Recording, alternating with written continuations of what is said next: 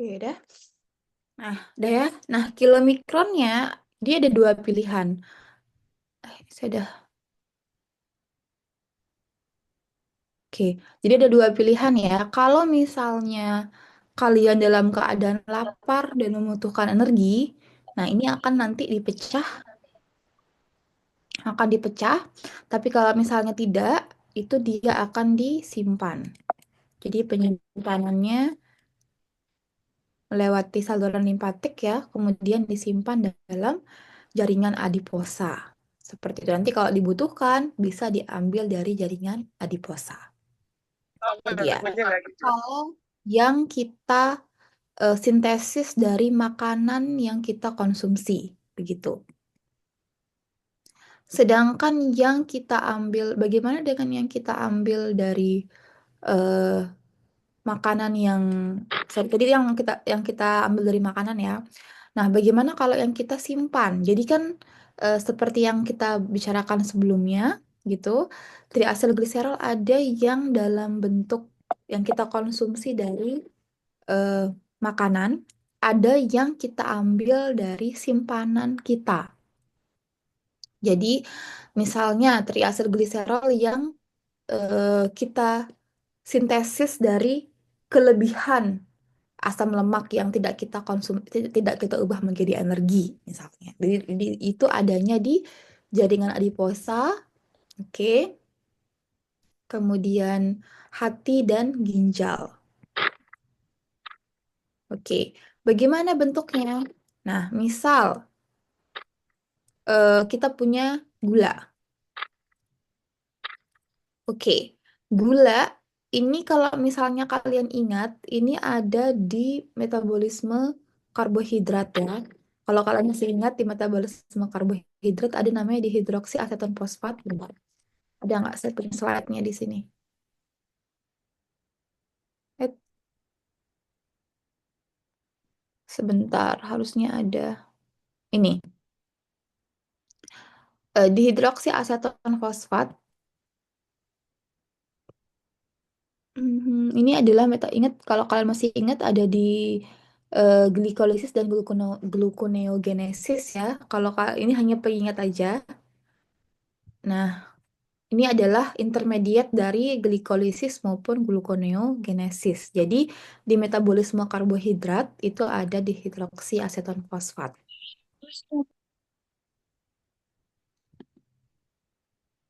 Ini ya.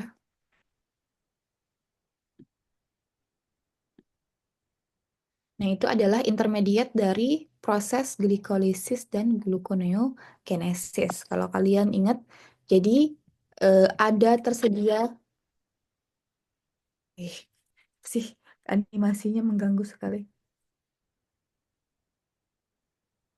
Jadi itu sebagai intermediate dari glikolisis dan gluconeogenesis. Nah, mereka juga bisa disintesis menjadi triasilgliserol. Jadi sumbernya tidak hanya dari lemak saja seperti yang tadi, tapi juga bisa dari simpanan kita yang bentuknya adalah intermediate dari metabolisme karbohidrat. Oke, itu biasanya disimpannya di hati, di ginjal gitu ya, atau di jaringan adiposa. Oke, nah jadi simpanan glukosa kita, oke, simpanan glukosa yang tersimpan di tubuh itu Ini malas aku sambil cas nih. Baterai gue masih 14. Aku malas coy ini belajar nih. Nanti kalau presentasi oke di jaringan adiposa hati. Nah, itu akan diubah menjadi dihidroksiaseton fosfat. Nanti kalau kalian lupa caranya, silahkan dibaca lagi di glukolisis gluconeogenesis ya. Nah, kemudian yang terjadi selanjutnya adalah kalau kalian bisa lihat di kiri dan di kanan, bedanya ini ya, ada proses mana sih pulpen. Oke, ini ada keton, kemudian di sini menjadi alkohol, ya ada karboksi menjadi hidroksi. Nah, itu berarti terjadi reduksi ya. Nah, sehingga kalian butuh reduktor, maka di sini ada yang mengalami oksidasi yaitu NADH dan H plus menjadi NAD plus. Oke, jadi hidroksi aseton fosfat menjadi 3 fosfogliserol. Nah, kalau sudah, yang terjadi berikutnya adalah di sini kita akan menambahkan asil koenzim A yang bebas. Oke, jadi seperti kalian sudah belajar kan bahwa kelebihan asam lemak yang tidak diolah menjadi energi itu akan disimpan di jaringan adiposa. Kalian sudah belajar itu kan? Nah, jadi ini adalah hasil koenzim A yang sudah dihasilkan melalui sintesis asam lemak. Oke, nah dia dibawa ke sini. Karena tidak diubah menjadi energi tadi, maka dia akan disimpan bersamaan dengan eh, asam lemak yang lain dan juga gliserol. Jadi sumbernya adalah dari sini. Sumber gliserolnya adalah dari metabolisme glukosa ini. Oke. Kemudian jadi asam lemaknya yang sudah berikatan dengan diaktifasi dengan koenzim A menjadi asil koenzim A, nanti dia akan dibantu oleh enzim asil koenzim A transferase, alias koenzim A-nya, asil koenzim A-nya ditransfer ke 3 fosfogliserol ini. Oke. Jadi ini dia akan ditransfer ke sini. Jadi asil koenzim A-nya eh, eh, hmm, salah salah salah. Hasil koenzim A-nya ini ya. Jadi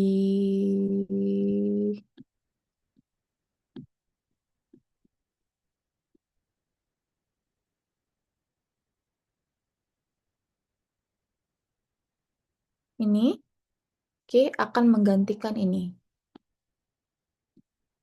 Oke, jadi ini akan masuk menggantikan ini sehingga menjadi ini. Oke, masuklah satu asam lemak ke dalam situ. Maka dia menjadi isofosfatidat karena ada, ingat masih ada fosfatnya di sini. Nah, kalau sudah, kemudian masuklah asil koenzim A yang lain. Oke, menggunakan asil koenzim A, asil koenzim A transferase yang lain. Jadi dia mentransfer asil koenzim A ke eh, sini, ke framework ini. Jadi yang ini akan digantikan dengan asam lemak yang lain masuk.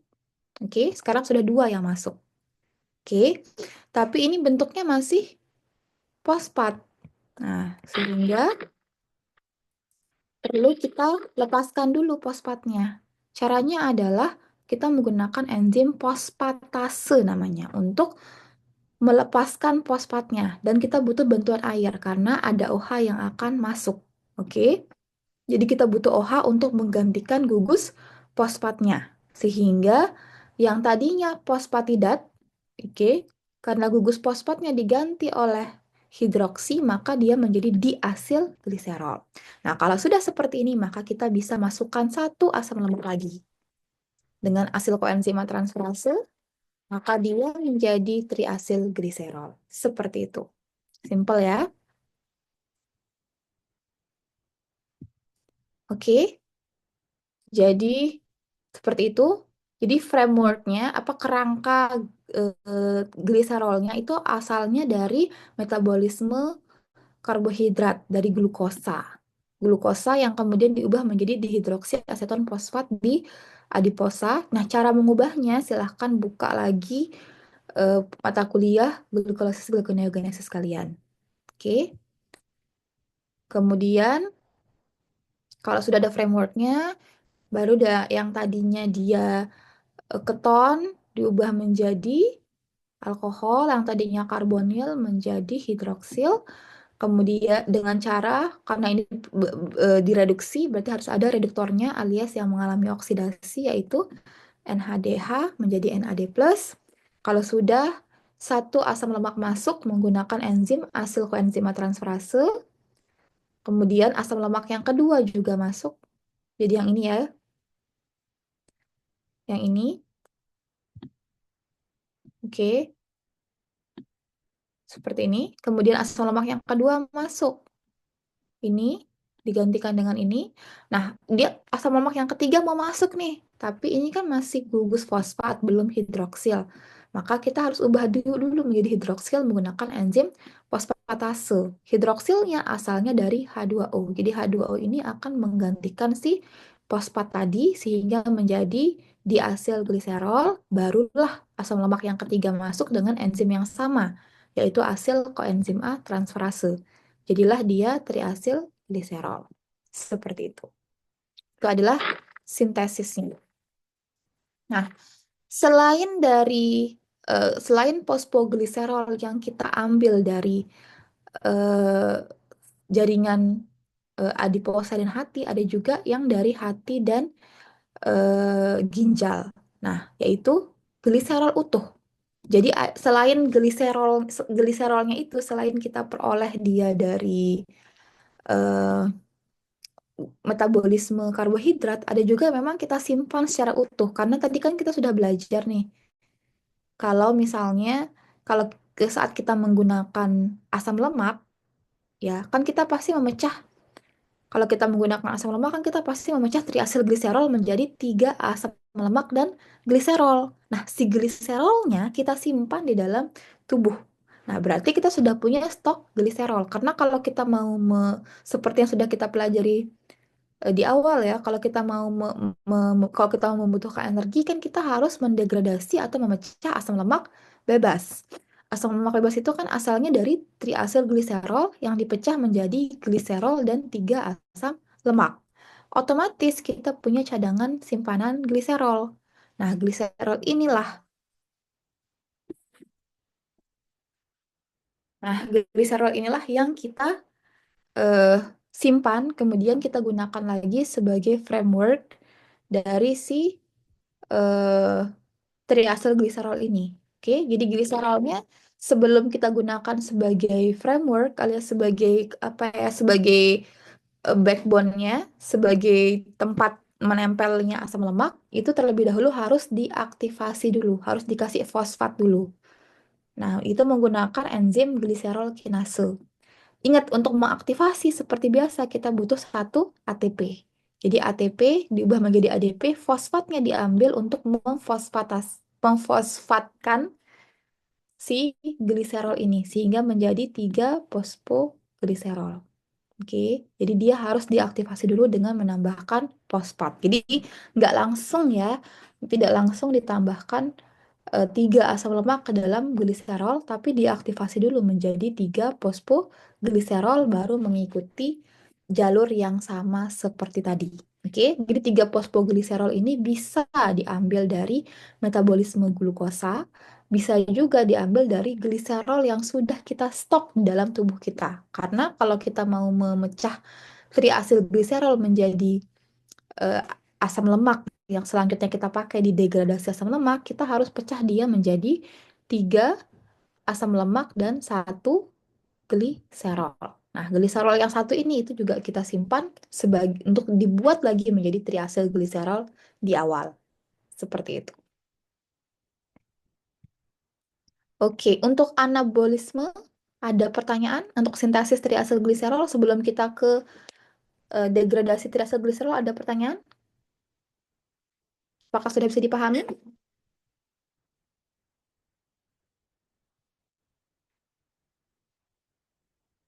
Sudah? Oke? Oke atau bingung? Oke? Ada atau ada yang mau diulangi? Ada yang mau ditanyakan?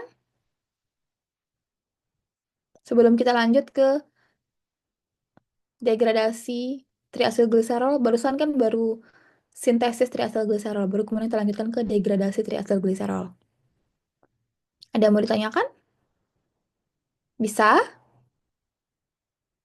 Kalian diem tuh karena nggak bisa, bingung, atau tidak konsentrasi, ngantuk? Ya, belajar online itu emang sulit ya. Jadi Nanti saya kirimkan kalian video-video YouTube juga lah untuk belajar lagi. Oke, lanjut kalau begitu ya. Kita selesaikan dulu. Oke. Nah, kita lanjut ke degradasi triasilgliserol ya. Jadi, tadi kita sudah belajar triasilgliserolnya disimpan di adiposa, oke? Kalau misalnya tidak digunakan. Nah, kalau misalnya akan digunakan, maka triasilgliserol ini akan dipecah, oke? Ini ya, sebentar. Triasilgliserolnya ini akan dipecah oleh lipase menjadi gliserol dan 3 asam lemak. Oke, nanti asam lemak baru asam lemaknya yang akan dibawa ke seluruh tubuh. Oke, nah dia kan akan diedarkan melalui pembuluh darah. Gojeknya, seperti yang saya bilang tadi, mobilnya yang dia gunakan kemana-mana itu adalah serum albumin namanya. Itu yang dia gunakan untuk pergi kemana-mana. Oke, nah ini harus kalian benar-benar perhatikan. Oke, mobilisasi triasilgliserol. Oke, jadi apa yang terjadi?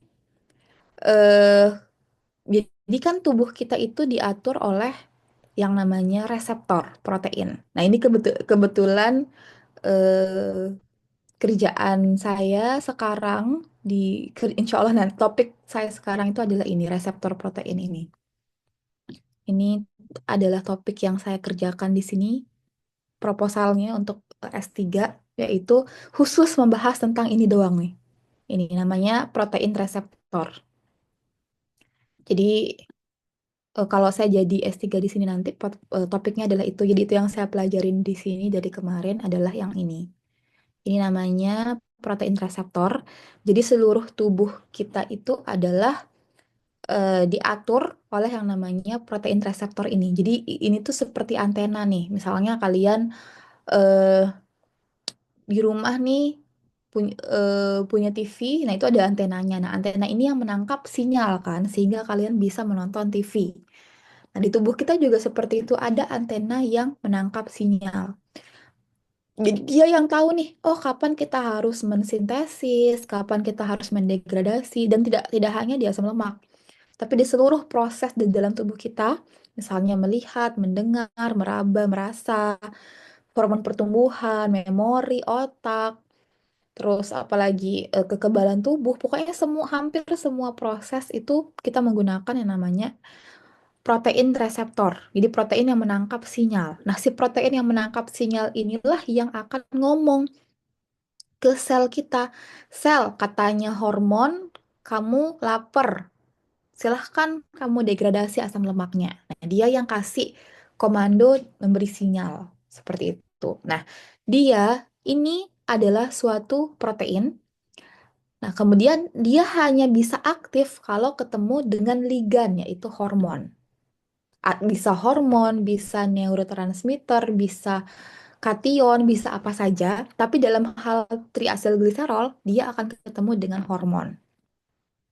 Oke, jadi ada hormon yang akan memberitahu sekarang adalah proses degradasi. Misalnya kalian dalam keadaan lapar, maka hormonnya akan aktif untuk menginformasikan bahwa saya sedang lapar.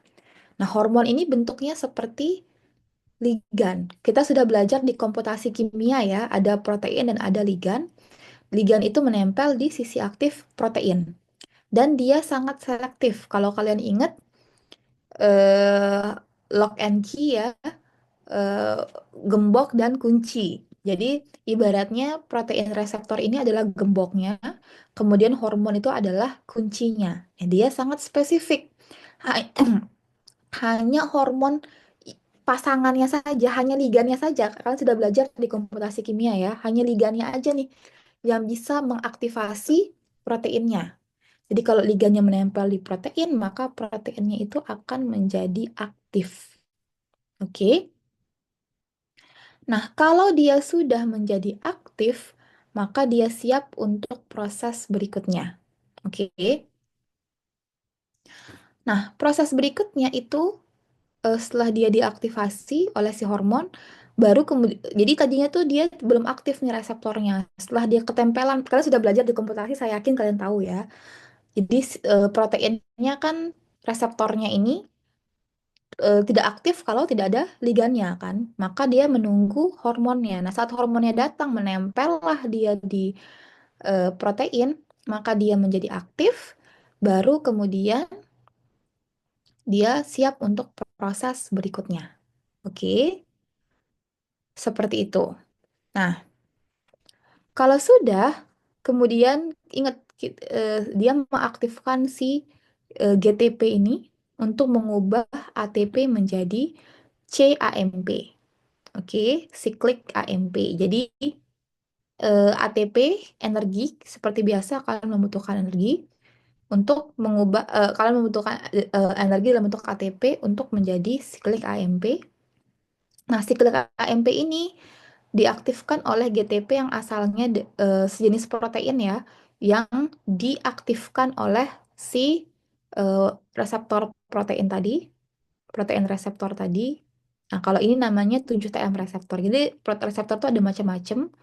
Nah, kalau yang saya pelajari di sini namanya GPCR reseptor, G protein coupled reseptor. Nah, kalau ini namanya 7TM reseptor.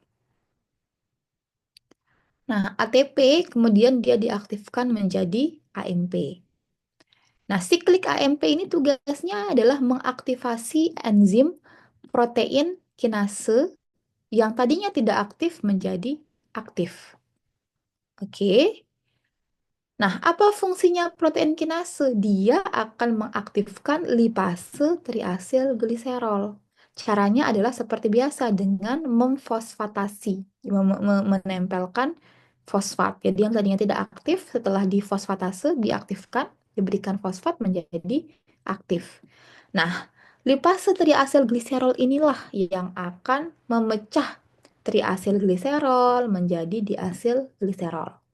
Kemudian lipase lainnya itu akan diaktifkan oleh yang namanya hormon sensitif lipase. Jadi lipase lainnya itu akan aktif ya.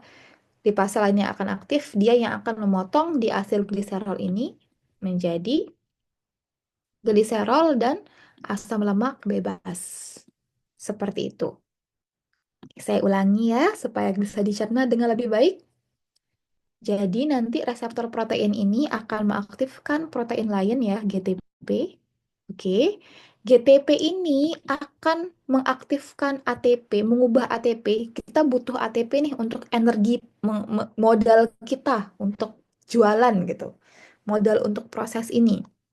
ATP akan diaktifkan menjadi siklik AMP, adenosine monofosfat ya. Kemudian dia yang akan mengaktifkan protein kinase yang enzim protein kinase yang tadinya tidak aktif menjadi aktif. Nah, protein kinase ini fungsinya adalah mengaktifkan lipase triasil gliserol dengan cara memfosfatkannya, menempelkan fosfat di situ. Artinya, oh ya, dia sekarang sudah dalam keadaan aktif. Nah, triasil gliserol yang sudah aktif ini barulah yang tugasnya memecah triasil gliserol tadi menjadi diasil gliserol. Kemudian ada lipase lain yang sensitif terhadap hormon yang akan mengubah diasil gliserol menjadi monoasil gliserol. Kemudian ada lipase lagi yang akan mengubah monoasil gliserol menjadi gliserol dan asam lemak. Asam lemak inilah yang akan kalian pecah di mekanisme degradasi asam lemak yang pernah kalian pelajari. Seperti itu. Oke, contoh.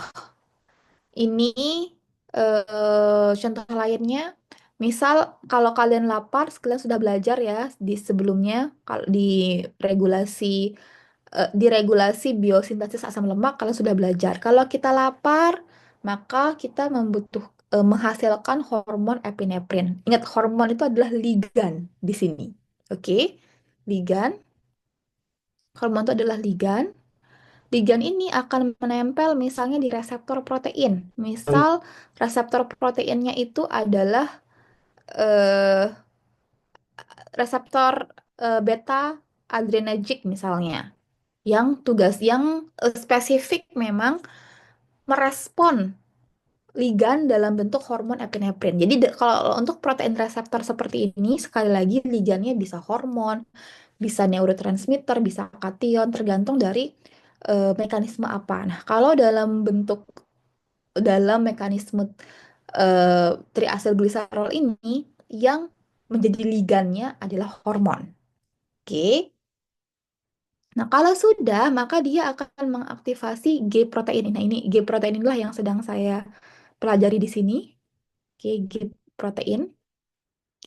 Nah, G protein ini dia akan teraktivasi. Oke. Nah, kalau sudah, dia yang akan mengubah ATP menjadi siklik AMP.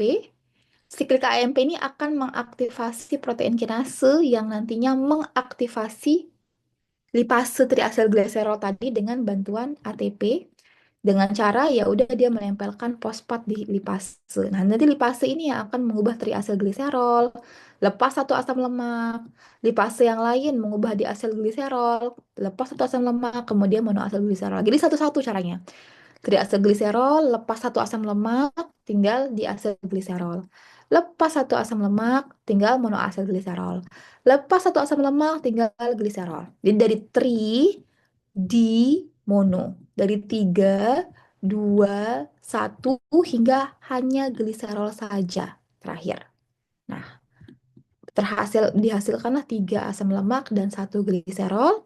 Asam lemaknya kita gunakan di degradasi asam lemak gitu. Jadi intinya asam lemak yang kita degradasi dan kita sintesis itu tidak kita makan dalam bentuk asam lemak atau tidak kita simpan dalam bentuk asam lemak, tidak, tapi dalam bentuk triasil gliserol. Nah, nanti triasil gliserol itu kita sintesis maupun kita degradasi tergantung dari kebutuhannya. Seperti itu. Oke, jadi eh, yang seperti yang saya bilang tadi, kita membutuhkan lipase untuk proses ini. Dalam hal ini nama lipasenya adalah hormon sensitive lipase atau HSL. Oke, jadi ini enzim yang lajunya itu terbatas pada degradasi triacylglycerol di jaringan adiposa. Oke, kenapa namanya hormon sensitif lipase? Karena dia didegradasi oleh hormon seperti diregulasi oleh hormon. Seperti yang saya bilang tadi, dia hanya aktif kalau ada ligan dalam bentuk hormon yang menempel di protein reseptor. Jadi reseptornya kan diem-diem nih anteng. Begitu ada hormon yang datang menempel, oke aktif, baru prosesnya aktif. Jadi lipase ini tidak akan aktif kalau tidak ada hormon yang mengaktifasi reseptornya gitu. Makanya namanya hormon sensitif lipase. Oke. Nah, yang bekerja itu adalah epinefrin. Ini adalah hormon-hormon yang mengatur. Jadi saya bilang tadi ya, ada hormon-hormon yang mengatur kapan dia terjadi regulasi yang tadi, kapan dia mensintesis, kapan dia mendegradasi. Nah, tadi kalau misalnya kita lapar ya udah ada epinefrin dan sebagainya. Kalau kita kenyang ada insulin dan sebagainya. Gitu. Oke. Nah, tadi kan kita sudah belajar nih asam lemak triacylglycerolnya dipecah menjadi tiga asam lemak dan gliserol. Asam lemaknya akan kita gunakan untuk degradasi asam lemak menjadi energi, seperti yang sudah kita pelajari di beberapa pertemuan sebelumnya. Bagaimana dengan gliserol? Bagaimana nasib gliserol ini? Nah, gliserol tadi bisa kita gunakan dalam proses ini. Oke, kita gunakan sebagai framework, sebagai backbone, sebagai tempat untuk menempelnya asam lemak sehingga menjadi triacylglycerol. Dalam proses ini ya, kita menggunakan gliserol ini. Atau alternatif lainnya adalah gliserolnya bisa kita masukkan ke dalam proses glikolisis atau glikoneogenesis. Itu juga bisa. Jadi gliserol tadi sangat berguna. Selain kita bisa gunakan lagi untuk membuat triacylglycerol lagi, kita juga bisa memasukkannya ke glikolisis dan gluconeogenesis. Jadi gliserolnya pertama diaktifasi dulu. Seperti biasa, mengaktifasinya membutuhkan ATP yang diubah menjadi ADP menggunakan enzim gliserol kinase. Nah, biasanya kalau ada kata kinase itu berarti mengaktifasi gitu. Dan biasanya cara mengaktifasinya adalah dengan menempelkan fosfat. Kalau sudah, kemudian kita dehidrogenase, dengan kata lainnya kita oksidasi. Oke, jadi OH hidroksi menjadi karbonil ya, hidroksil menjadi karbonil, dari alkohol menjadi keton. Oke, nah kalau dalam proses ini dua hidrogennya lepas, maka enzimnya namanya gliserol 3 fosfat dehidrogenase. Karena kita mendehidrogenasi gliserol fosfat ini. Oke. Nah, kalau sudah, maka kita akan mendapatkan dihidroksi aseton. Ini aseton ya. Ini aseton yang menempel di fosfat. Makanya namanya dihidroksi aseton fosfat. Gitu. Kemudian eh, akan dibuat isomernya. Kalau kalian perhatikan, ini kan OH-nya posisinya adalah L ya. Secara eh, konf- konfigurasinya adalah L. Nah, kita akan mengubah dia menjadi konfigurasi D. Makanya nama enzimnya adalah triose fosfat isomerase. Ini adalah kalau kalian tahu triose ya karena ada gugus gulanya gitu ya. Kemudian fosfat karena ada fosfatnya. Isomerase karena dia terisomer. Yang tadinya posisi OH-nya, kalau kalian perhatikan itu di L, nah sekarang dibalik menjadi di D. Nah, kan kita tidak bisa nih, ini kan adalah konfigurasi, bukan konformasi yang bisa kita putar-putar. Untuk mengubah konfigurasi harus ada reaksi kimia. Maka dia harus diubah menjadi keton dulu, baru ketonnya dikembalikan menjadi hidroksi. Maka yang tadinya L berubah menjadi D. Nah, kalau kalian perhatikan, D gliseraldehidat 3 fosfatase ini ada di siklus, ada di siklus, nah ini, ada di siklus glikolisis dan gluconeogenesis. Ini. Nah, gitu. Jadi gliserol itu tidak hanya digunakan diulang lagi untuk merecycle si triacylglycerol, tapi juga bisa masuk ke dalam glikolisis maupun gluconeogenesis. Tergantung kalian mau membuat apa, apakah mau pirufat atau mau glukosa, tergantung kebutuhan. Seperti itu. Oke. Nah, kemudian eh oke itu tadi tentang mekanisme triacylglycerol. Kemudian sebelumnya saya juga sudah janjikan untuk keton body ya. Sebelumnya kan kita belajar degradasi atau penggunaan ya keton body menjadi energi. Nah, bagaimana dengan pembentukan keton body? Nah, pembentukan keton body itu menggunakan seperti biasa ya, kembali ke awal ini adalah asil koenzim A ya, dua asetil koenzim A lebih tepatnya, dua asetil koenzim A yang digabungkan dengan yang namanya tiolase. Jadi ada dua asetil koenzim A yang digabungkan dengan tiolase menjadi asetoasetil koenzim A. Oke. Kemudian bergabung lagi asetil koenzim A yang lain menjadi eh, ini ket- ketogenesis hidroksi 3 metil glutaril koenzim A. Nah, karena yang dihasilkan adalah metil glutaril, maka kita menggunakan enzim HMG koenzim A sintase. Oke. Nah, nanti HMG koenzim A ini bisa kita ubah menjadi terserah, bisa diubah menjadi dia sebenarnya setelah beberapa langkah bisa menjadi kolesterol. Jadi sebenarnya ini juga adalah prekursor dari kolesterol. Oke. Jadi HMG koenzim A ini sekali lagi bisa menjadi kolesterol atau dia bisa menjadi keton body.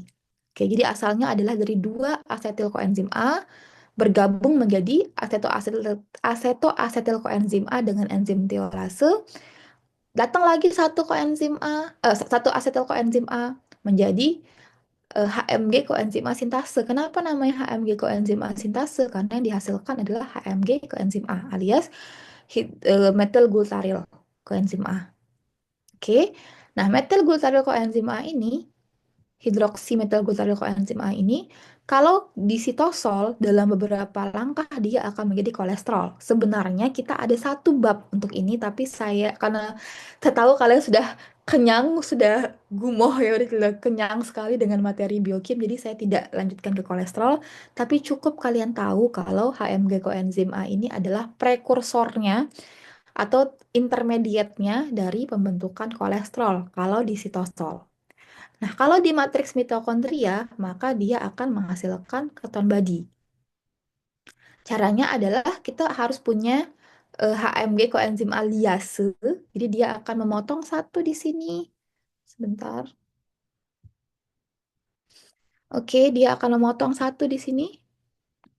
Jadi lepas satu, maka kalian akan mendapatkan keton body berupa asetoasetik asam asetoasetat.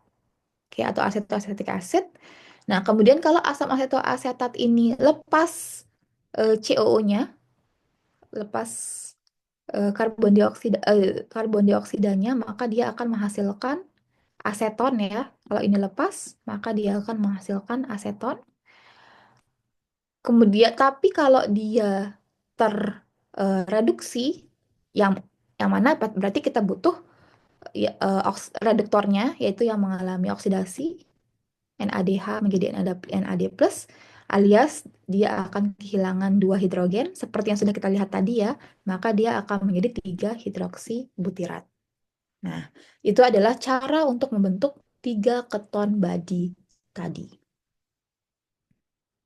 Oke, nah kalau sudah, baru nanti keton badinya seperti yang sudah kalian pelajari, ini sudah kita pelajari di minggu lalu, baru dia akan di, didistribusikan. Ini sudah kita pelajari minggu lalu, jadi saya tidak akan jelaskan lagi. Ini sudah kita pelajari. Ini adalah degradasi keton body di yang sudah kita pelajari di organ-organ yang membutuhkannya ya, di otak, ginjal, dan di jantung. Ini sudah kita pelajari sebelumnya, jadi tidak akan saya ulangi lagi. Seperti itu. Nah, Zoom-nya akan tutup, jadi tolong kalau Zoom-nya stop, kalian masuk lagi ya.